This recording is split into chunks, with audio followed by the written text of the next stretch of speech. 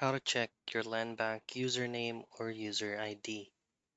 Now in this quick video, I'm going to show you how you can check your Landbank username or user ID.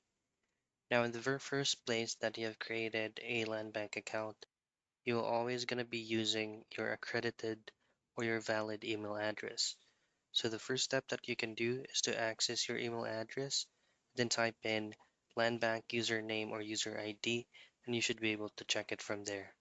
However, if you're having a hard time in doing that, your last resort is to go into their official site, scroll down, and then from here you can choose or use these options here for their customer care hotline number, and this is going to be for their domestic toll-free number, and then you can also send an email with their customer care support. And that's it. That is how you check your Landbank username or user ID.